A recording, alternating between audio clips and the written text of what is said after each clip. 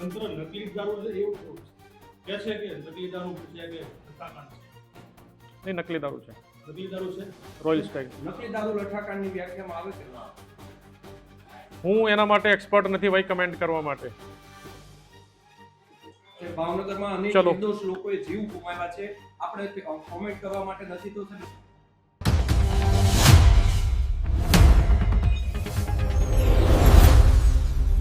ભાવનગરમાં કાલે એટલે કે 18 તારીખે સાંજે લગભગ 6 વાગે અમને ખબર મળી હતી કે ડુપ્લિકેટ દારૂના વેચાણના લીધે આ ઇન્સિડન્ટ થયું છે અને એની શરૂઆત ઘોઘા તાલુકાના ખરકડી ગામથી થઈ હતી, જ્યાં 5 કોઈ મિત્રોએ પાર્ટી કરી હતી અને એમાં એક સુરત અને એક જામનગરના પણ હતા.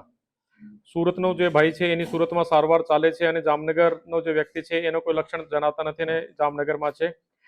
હાલમાં અત્યારે પછી બીજા ગામોના લોકો પણ અફેક્ટ થયા અને ટોટલ 22 લોકો અસરગ્રસ્ત થયા છે, જે પૈકી 18 લોકો સારવાર હેઠળ છે અને બાકી 4 લોકોની મૃત્યુ થઈ છે. 4 માંથી કાર્તિક મકવાણા 40 વર્ષના, ઉપેન્દ્ર ગોહિલ 25 વર્ષના અને ઘનશ્યામસિંહ જડેજા 50 વર્ષના કન્ફર્મ એનાથી જ મૃત્યુ પામ્યા છે અને બાકી એક નરેન્દ્ર યાદવ નામનું જે મોત છે તો એનાથી થયું છે કે નહીં આ થોડુંક શંકાસ્પદ છે.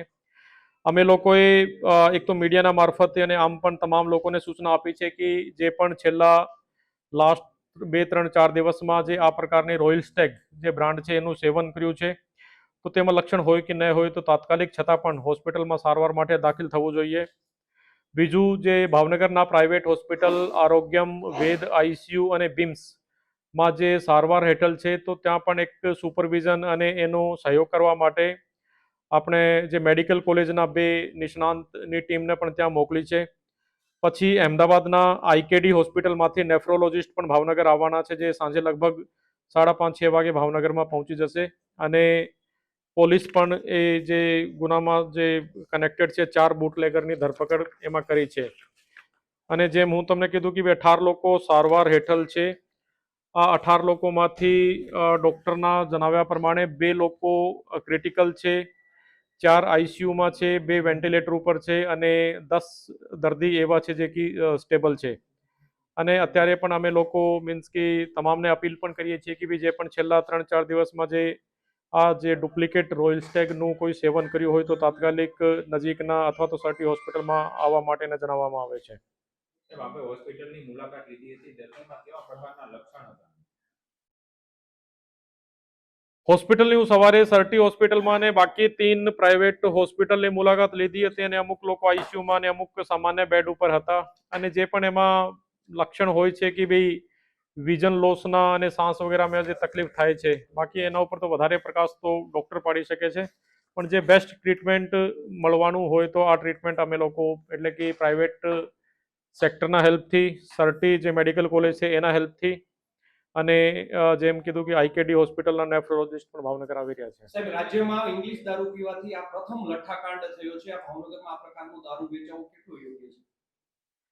અત્યારે પોલીસ એનું ઇન્વેસ્ટિગેશન કરી રહી છે અને જે પ્રમાણે જે પણ કલ્પ્રિટ હશે એને 100% સજા આપવામાં આવશે. સાહેબ, અન્ય લોકોના મોત થયા છે. અત્યારે પણ ઘનશ્યામસિંહ જાડેજાનું મોત થયું છે. આપે કહ્યું એક કનકસિંહ ગોહિલનું મોત થયું છે સવારે. તેના પરિવારજનો કહે છે દારૂ પીવાથી થયું છે, તંત્ર કહે છે ઝેરી જીવડું કરવાથી થયું છે. આપણી પાસે સાહેબ કયા નામ છે? 4 જણા. કાર્તિક, ઉપેન્દર, ઘનશ્યામ, નરેન્દ્ર.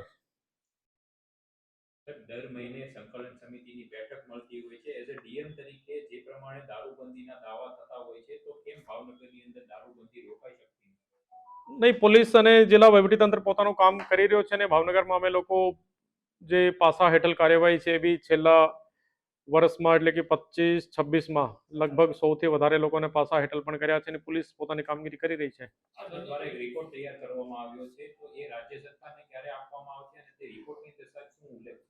આ જ ઉલ્લેખ છે જે હું તમને કીધું છે ને રાજ્ય સરકારને મોકલી દીધું છે.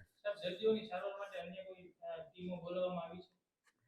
આઈકેડીમાંથી નેફ્રોલોજિસ્ટ અને બાકી મેડિકલ કોલેજમાંથી 2 જે મેડિસિનના નિષ્ણાંત છે આ લોકો કરશે. બાકી તો એમાં જે ટ્રીટમેન્ટ હોય છે એન્ટીડોટ વગેરે અને જે વેન્ટિલેશન વગેરે વેન્ટિલેટરની સુવિધા તો આ મતલબ તમામ દર્દીને મળી રહી છે.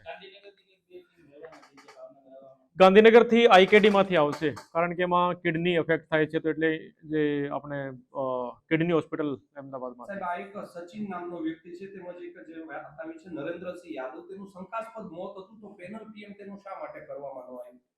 આ પૂછીશું હું કોલેજમાં. સાહેબ વાત કરીએ બુટલેગર સાહેબ, એમની અંતિમ વિધિ પણ થઈ ગઈ છે ત્યારે તંત્ર જાગશે. ચલો ઓકે. વર્તેજમાં બુટલેગરનું ઘરથી જાતિ કોઈ શંકાસ્પદ વસ્તુઓ મળી શકે. એની મને માહિતી નથી કારણ કે આ પોલીસ એનું ઇન્વેસ્ટિગેશન કરી સાહેબ, આ રહી છે. દારૂથી મોત થયા છે એટલે ભાવનગરમાં દારૂ વેચાતો તો ખરી એવું તંત્ર માને છે ખરી? આ તો સ્પષ્ટ છે કે ભાઈ આમાં આ ઇસ્યુ હતો અને આ જે નકલી દારૂનો કોઈ પણ રીતે એમાં પ્રવેશ થયું છે તો એના હિસાબે કાર્યવાહી પણ થશે. તંત્ર નકલી દારૂ છે એવું કહે છે કે નકલી દારૂ છે કે લઠ્ઠાકાંડ છે? નહીં, નકલી દારૂ છે, નકલી દારૂ છે. રોયલ સ્ટેગની. નકલી દારૂ લઠ્ઠાકાંડની વ્યાખ્યામાં આવે કે ન આવે? હું એના માટે એક્સપર્ટ નથી ભાઈ કમેન્ટ કરવા માટે. કે ભાવનગરમાં અનેક ચલો. નિર્દોષ લોકોએ જીવ ગુમાવ્યા છે, આપણે કોમેન્ટ કરવા માટે નથી તો સાહેબ લોકોના જીવ